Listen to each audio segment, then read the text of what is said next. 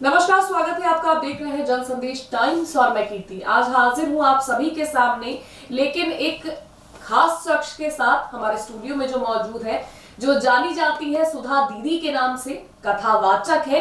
लोगों के दिलों में अपनी कथा के जरिए, अपनी मधुर वाणी के जरिए उन्होंने एक अलग ही पहचान बनाई हुई है, एक अलग जगह बनाई हुई है। और इसी से प्रभावित होकर आज मैं भी उनका इंटरव्यू लेने के लिए यहाँ बैठी हुई हूँ, ताकि जान सकूं कि ये जो लंबा 20 साल का सफर उन्होंने तय किया है, इस सफर में कितनी कठिनाइयां आई और आगे और क्या कुछ करने वाली है। तो आज सुधा जी का स्वागत करती हूँ। बहुत बहुत स्वागत है सुधा जी आपका।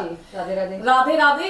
सबसे पहले शुरुआत यही करूंगी कि ये जो लंबा सफर शुरू किया है, ये शुरू करने से पहले क्या आया था दिमाग में कि नहीं मुझे कथावाचक बनना है? जी, मैं सुधा दीदी कन्नौज, और मैं कन्नौज के एक छोटे से गांव से निकल के आई हूँ। बचपन से ही भक्ति थी। 3rd क्लास से मैं ऐसे ही मंदिर में पूजा करने जाती थी, ऐसे ही गांव में कथा होती थी तो लगता था कि मैं भी करूँ। बहुत अच्छा लगता था, सुनने में बहुत अच्छा लगता था। भागवत की कहानियाँ बहुत अच्छी लगती थी। तो फिर मैंने वहाँ से ऐसी लगन लगी, धीरे धीरे करके प्रेरणा मिलती गई, लोगों का सहारा मिलता गया। प्लस उस समय का जो सिस्टम था लड़कियों के लिए बड़ा कठिन था। मैंने वो बहुत बड़ा संघर्ष झेला है और सपोर्ट मेरे परिवार का, मेरे माता पिता का रहा, जिन्होंने मुझे, मेरे पिताजी स्वर्गीय डॉक्टर राम भरोसे जी, मेरी माँ है श्रीमती मीना देवी, माँ अभी भी हैं, पिताजी इस दुनिया में नहीं हैं। और हमारे ससुराल पक्ष का भी हमें बहुत बड़ा सपोर्ट मिला। मेरे पति उमेश चंद्र जी का, उनका बहुत बड़ा सहयोग है, उनका फुल सपोर्ट है हमें आगे बढ़ाने में। और बीच में ऐसा लगा कि कुछ बंद किया जाए, लेकिन इस समय हमारा बेटा कृष्णा, वो मेरा बहुत बड़ा सपोर्ट कर रहा है। अच्छा जी, बहुत बड़ा सपोर्ट कर रहा है कि आप ये करिए। उसके साथ साथ में ऐसे बहुत से लोग हैं जो हमारा बहुत बड़ा सपोर्ट कर रहे हैं। लखनऊ में ऐसे बहुत लोग हैं जो चाहते हैं, ऐसे बहुत सज्जन हैं जो चाहते हैं कि हम और आगे बढ़े। रही बात ये बचपन के संघर्ष की, तो बहुत बड़ा संघर्ष रहा समाज के साथ में। मैंने समाज की बहुत बातें सुनी। उस समय का सिस्टम लड़कियों के लिए बड़ा कठिन था, पर मैंने वो सब संघर्ष झेला बस इसी के साथ में कि न लोगों को जवाब दिया, न लोगों से झगड़ा किया। बस यही सोच के आगे बढ़ी कि सब्र कर बंदे, ये दिन गुजर जाएंगे, हंसी करने वालों के चेहरे उतर जाएंगे। बिल्कुल सब्र किया आपने। और जो आपने सबसे अहम बात कही कि सपोर्ट जी, और बिना, कहते हैं ना कि एक आदमी तभी आगे बढ़ता है जब औरत का साथ होता है, और एक औरत तभी सफल होती है जब उसके ससुराल वालों का साथ होता है। वो तो आपने बताया है कि कितना मिल रहा है, बहुत ज्यादा सबका सपोर्ट मिला, सबका मिला सहयोग। बहुत लोगों का इस समय इतना सपोर्ट मिल रहा है जी कि हैं कुछ लोग जो हमको चाहते हैं कि बहुत आगे जाएं, बहुत आगे जाए। बिल्कुल हम भी चाहते हैं कि आप बहुत आगे जाए, लेकिन इस बहुत आगे को कहाँ तक लेकर जाना चाहती हैं? यानी कि अभी कथावाचक के तौर पर तो आप आगे हैं और लोगों के सामने आप अपनी कथा के जरिए उनका मन मोह लेती हैं। आगे और क्या करने का सोच रही है? आगे का अभी हम इस पर नहीं बोल पाएंगे। लोग क्या चाहते हैं कि सुधा दीदी उनके लिए और क्या कुछ? लोग तो बहुत कुछ चाहते हैं, बहुत कुछ बोलते हैं। अच्छा, और हम भी मेहनत कर रहे हैं, तो फिर तो हम यहीं पर रुक जाएंगे इस बात पे कि मेहनत कर रहे हैं। फल आशा छोड़ शुभ काम करते रहिए, फल की आशा ना करें। भगवान भी कहते हैं कि तू कर्म कर जी। इन फल और कर्म के बीच में हम खड़े हैं। कर्म करते रहोगे, हम तुम्हारा फल तुम्हें समय के अनुसार देते रहेंगे। बिल्कुल कर्म करती जा रही है सुधा जी, और प्रयास जारी है। फल की चिंता नहीं कर रही है कि फल जब मिलेगा तो सुकून से बैठकर उनके साथ, सबके साथ मिल बांट के खाया जाएगा। लेकिन वो कर्म में क्या आप बताना चाहेंगी कि अभी आप और कथावाचक के बतौर उसके हट के भी और क्या कुछ करती हैं आप अपने निजी जीवन में? अच्छा, निजी जीवन में तो फिलहाल में अभी कुछ नहीं है, सिर्फ मेरा पूरा फोकस भागवत कथा पे है जी। अगली भागवत कथा भी 8 जनवरी से गुरुग्राम हरियाणा में है। इसके बाद 27 जनवरी से कानपुर देहात में है, फिर सीतापुर जिला में है, लखनऊ में भी है। आते रहते चलते रहते कार्यक्रम कथा ही सबसे बड़ा मेरे तो लगता है स्रोत है, मेरी जिंदगी है। जी। और लोगों के लिए भी बड़ा स्रोत है कि आपके जरिए कहीं ना कहीं लोग आज अपनी इस भागती हुई दुनिया में थोड़ा पल ठहर के कुछ अच्छी बातें ही सुन लेते होंगे, कुछ अच्छी चीजें अपने अंदर ग्रहण कर लेते होंगे। हाँ, वो मंच का सिस्टम थोड़ा अलग रहता है। बहुत कुछ बोलती हूँ, बहुत कुछ सुनते हैं लोग, कहते भी हैं कि आप बहुत अच्छा बोलती हैं। अच्छा। अब ये लोगों को क्या लगता है मुझे नहीं पता, मैं क्या हूँ ये मुझे नहीं पता। लोग इतना चाह रहे हैं, ये तो वही लोग जान सकते होंगे। कभी ऐसा मौका आए तो आप कभी लोगों के बीच में आइए, तब जब लोगों से पूछेंगे बिल्कुल, तब ज्यादा बेटर रहेगा। वो सवाल आप लोगों से ही करिएगा कि उनको कितना साफी जी का जो है उनका कथा जो कि पसंद आ रही है। बिल्कुल, बेशक लोगों को पसंद आ रही होगी, ये तो मैं कह ही सकती हूँ, क्योंकि मुझे भी अच्छी लगी, तभी मैं आई हूँ, यहाँ बैठी हूँ आपसे, आज मैं वार्ता कर रही हूँ आपसे, आज मैं बात कर रही हूँ, आपके जीवन के बारे में जान रही हूँ। कथावाचक की अगर बात करें तो भगवत कथा में सतयुग से लेकर अगर हम कलयुग तक के वर्णन की बात करें तो क्या क्या वर्णन है उसमें? जी। सतयुग से लेकर कलयुग तक का वर्णन भगवान के 24 अवतारों का जी। किस युग में कहाँ कहाँ क्या अवतार लिए हैं। सिर्फ मनुष्य ही अवतार नहीं लिया, उन्होंने धर्म की रक्षा करने के लिए कई अवतार लिए। हंस हैग्यू अवतार लिया, शुकर अवतार लिया, कच्छप भी बने। वो अपने लिए नहीं बने, वो सनातन धर्म की रक्षा करने के लिए बने। 24 अवतारों का वर्णन है, जिसमें से कलयुग का जो वर्णन है वो 23 अवतार हो चुके हैं। 24वां अवतार होना अभी बाकी है। उसमें वर्णन है पर हुआ नहीं है जी। ये कलयुग का अंत तक का भागवत पुराण में वर्णन है कि अंत इसका क्या होगा, कि भगवान फिर एक कल की अवतार लेके आएंगे और निशाचरों का विनाश करेंगे, अधर्मियों का नाश करेंगे, धर्म की स्थापना करेंगे। इसके बाद से फिर सतयुग की शुरुआत होगी। अच्छा, इसके बाद यानी कि अभी कलयुग का भी दौर चल रहा है और एक बार फिर से सतयुग की शुरुआत होगी। जी। अभी कलयुग में और क्या आपको लगता है कि अभी और कौन से ऐसे क्षण हैं जो देखने हैं अभी? ऐसा तो बहुत बड़ा वर्णन है जी, कि अभी तो जो चल रहा है वर्णन तो बहुत कुछ है कि आगे आने वाला समय जो सनातन धर्म के हिसाब से बड़ा कठिन होने वाला है। सनातन धर्म, लेकिन सनातन धर्म के हिसाब से अगर हम कहें तो समय तो अभी भी कठिन ही चल रहा है। जिस तरह से हम देखते हैं कि महिलाओं का मंदिरों में जाना वर्जित है, कहीं बोलते हैं कि महिलाएं जा सकती हैं, कहीं बोलते हैं नहीं जा सकती है। और आपने भी अपने विरोध सहा है, आपने भी अपने जीवन शैली में बताया कि आपने कितना विरोध सहा, तो इसको लेकर क्या कहना? जी, मैं इसको लेकर तो यही संदेश देना चाहूंगी कि महिलाओं का जो विरोध होता है कि महिलाओं को ये नहीं करना चाहिए, वो नहीं करना चाहिए, फिर एक बात चली जाती है ना, यत नारीस्तु पूज्यन्ते रमन्ते तत्र देवता। जी, जहाँ नारी की पूजा होती है वहाँ देवता पास करते हैं, फिर जगह कौन सी बची? बिल्कुल सही कहा कि नारी की पूजा होती है, लेकिन इसी जगह कौन सी बची?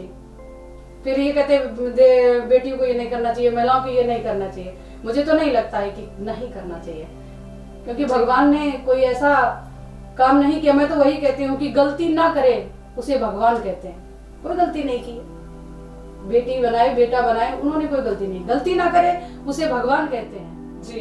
गलती हो जाए माफी मांग ले उसे समझदार इंसान कहते हैं। बिल्कुल। फिर गलती पे गलती करे और ऊपर से बातें सुनाए तो उसको तो शैतान कहते हैं। बिल्कुल सही बात कही। तो यानी कि भगवान ने सबको एक समान बनाया, लेकिन यहाँ जो बंटवारा हो रहा है, बंटवारा नहीं किया। नहीं, यहाँ जो हमारे यहाँ पर हम ब्रह्मांड में जिस तरह से लोग कहते हैं कि महिलाएं ये नहीं कर सकती, हाँ ये नहीं कर सकती, वहाँ मंदिर में नहीं जा सकती, ये नहीं छू सकती, मुझे तो नहीं लगता कहीं से जी ये नहीं कर सकती वो नहीं कर। जो मैंने बोल दिया ना, यत नारीस्तु पूज्यन्ते रमन्ते तत्र देवता, बचा ही नहीं कुछ। जहाँ नारी की पूजा है वहाँ भगवान वास करते हैं, वहाँ देवता वास करते हैं, फिर जगह कौन सी बची? बचा ही नहीं कुछ ना। बिल्कुल बिल्कुल सही कहा। लेकिन इसी ही नारी की अगर हम बात करें तो मंदिरों तक ही सीमित नहीं है विरोध, और मंदिरों तक ही संघर्ष सीमित नहीं है। आज तो हम जीवन में भी बात करते हैं कि बढ़ गई है, सोशल मीडिया आ गया है, हर चीज का दौर आ चुका है, लड़कियों को आजादी मिल चुकी है घर परिवार से, लेकिन बाहर के लोग आज भी बंदिशें लगाने में जुटे हुए हैं। और जो संघर्ष है आज भी, जिस तरह से अगर हम बात करें दुष्कर्म की घटनाएं भी आए दिन सामने आती हैं। सरकारें किस बातें तो करती हैं कि बहुत काम हो रहा है, लेकिन कितना काम होता है ये दिख रहा है। आपका इन चीजों का मैं यहाँ से ये संदेश देना चाहूंगी कि विरोध चाहे जितना हो पर खुद को मजबूत रखे। आदत है परवानों में जलती समा बुझाने का, हुनर हम में भी है दिया अपना जलाने का। जी, विरोध होता रहेगा, हुआ और होता रहेगा, ये बंद नहीं होगा। बंद कुछ भी नहीं होगा। कई ऐसे कांड, जैसे अभी आपने बेटियों के सम्मान के बारे में पूछा जी, तो तो इसके बारे में मैं ये बोलना चाहूंगी कि बहुत से लोग आते हैं, कुछ दिखाते हैं और कुछ देकर चले जाते हैं। तो नया साल 2022 समाप्त होने वाला है, 2023 आने वाला है। तो मैं बेटियों को ये संदेश देना चाहूंगी कि कहीं भी कोई ऐसा समय आए तो कहीं ऐसा ना हो कि बादों का मैल ढह जाए और दिल के हिस्से में से तड़पना और रोना रह जाए। बहुत खूब कहा है। लोगों का सहयोग मिल रहा है, इस मंजिल तक पहुंचे, जो खुद आपने ठोकरें खाई हैं जी। जो आपने कठिनाइयां देखी, अब क्या लगता है कि समाज में रह के कथावाचक के तौर पर कथा सुना के तो आप लोगों के जीवन में एक संतुष्टि तो ला ही रही होंगी कहीं ना कहीं, इसके अलावा भी इस कथावाचक के तौर पर और आगे की मंजिल कैसी होनी है? मैं इतना तो जरूर बोलूंगी कि एक भक्ति ये है कि भागवत कथा कह रहे हैं, हाँ। और दूसरी देशभक्ति भी है दिल अच्छा। में। जी, देशभक्ति बहुत बड़ी है। तो मैं यही चाहूंगी कि मैं भारतवर्ष का हरदम सम्मान करती हूँ, यहाँ की चांदनी मिट्टी का ही गुणगान करती हूँ। ऐसी कोई चिंता नहीं है स्वर्ग जाकर मोक्ष पाने की, तिरंगा हो कफन मेरा यही अरमान रखती हूँ। बहुत खूब कहा है आपने। हर इंसान का यही ख्वाब होता है कि तिरंगा कफन पे हो, लेकिन अभी कथावाचक है और तिरंगा भी चाहती है, तो देश की सेवा किसी और तरीके से भी करना चाहती हैं या कथावाचक के तौर पर ही? अभी फिलहाल मैं इस पर तो आगे का नहीं बोलूंगी, अभी तो फिलहाल में मैं कथावाचक के ही तौर पर कर रही हूँ जी, और बाकी आगे का तो मुझे पता नहीं। कथावाचक का अच्छा सफर 18 साल से आपने शुरू किया और आज 2022 तकरीबन 20 साल का लंबा वक्त आपने किया है। इस 20 सालों में अभी आपने कुछ समय पहले बोला कि पहले लड़कियां नहीं निकल पाती थी घर से, अब निकल रही हैं। क्या लगता है अभी भी जो हम माहौल देख रहे हैं देश का, अगर आप आगे देश के लिए कुछ करना चाहती तो क्या माहौल लगता है अब? जी, मैं इसके बारे में क्या बोलूं, पर मैं इतना बोलना चाहूंगी कि एक बेटी रही आवाज, मतलब एक महिला के तौर पे हूँ, तो मैं बेटियों के लिए यहाँ से ये संदेश देना चाहूंगी कि वो परिवार का सपोर्ट रखें। जी, परिवार को छोड़ के कोई आगे नहीं बढ़ सकता। आगे बढ़ना है तो पहले परिवार का सपोर्ट रखें, पेरेंट्स का भी मान सम्मान रखें। इस पर मैं बोलना चाहूंगी कि शतरंज के शौकीन नहीं थे इसलिए धोखा खा गए, शतरंज के शौकीन नहीं थे इसलिए धोखा खा गए, वो चाल पर चाल चलते रहे, हम रिश्ते निभाते रहे।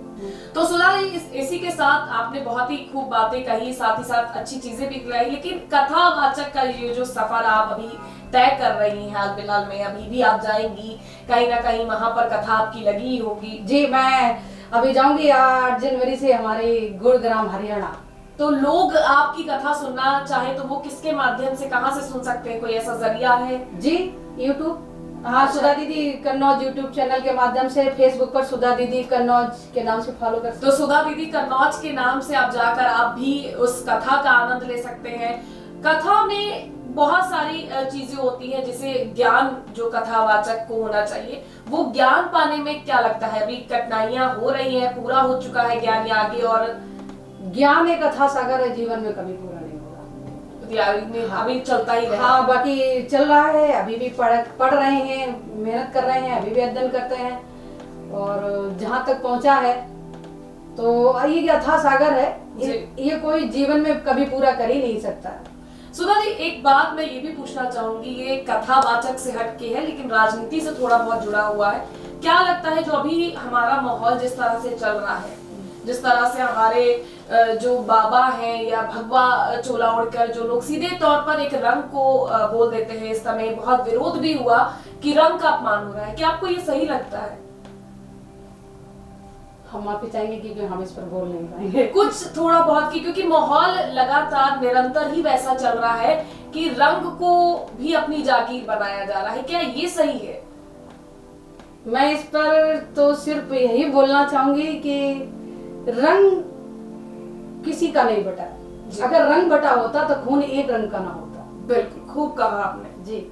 और मैं यहाँ से फिर यही बोलना चाहूंगी, अब आपने सवाल किया है तो जी, हमारे आगे से तो ना हिंदू बुरा है ना मुसलमान बुरा है, करता जो बुरे काम वो इंसान बुरा है। बहुत खूब आपने कहा है कि करता जो इंसान बुरे काम है वो बुरा है, और यही चीज अपनानी भी चाहिए कि खून का रंग सबका एक है, तो ये रंग में क्यों बट रही है दुनिया, ये तो बहरहाल बात हो गई।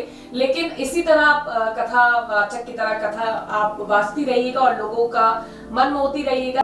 2023 को लेकर आपको, लोगों को लेकर आपको क्या कहने का मन है कि 2023 में उनको क्या संदेश देना चाहते हैं कि भगवत कथा से जो आपने अपने जीवन में जिस चीज को उतारा हो, जिससे आपने सीख ली हो, वो सीख आप जो हमारे दर्शकों को देना चाहते हैं? जी, बहुत अच्छा सवाल किया आपने। 2023 में मैं लोगों को यही संदेश देना चाहूंगी कि 4 वेद 6 शास्त्र 18 पुराण है।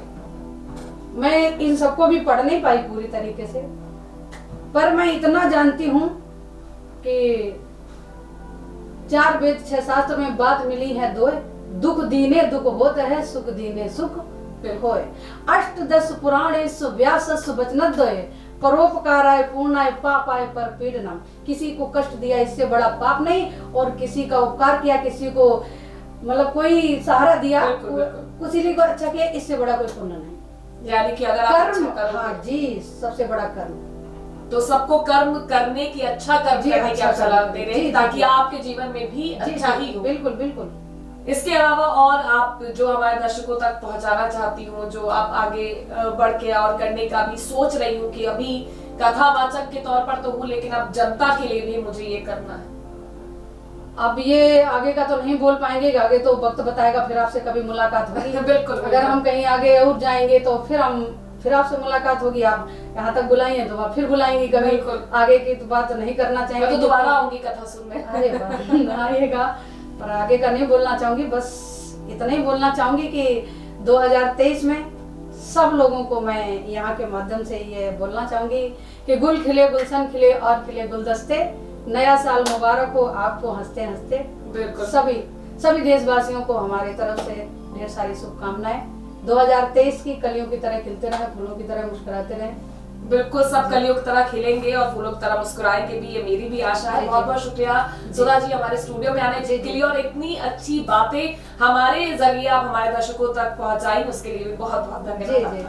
फिलहाल के लिए बस इतना ही, फिर हाजिर होंगे देश और दुनिया की तमाम खास खबरों के साथ। तब तक के लिए बने रहिए हमारे साथ और देखते रहिए जनसंदेश टाइम्स।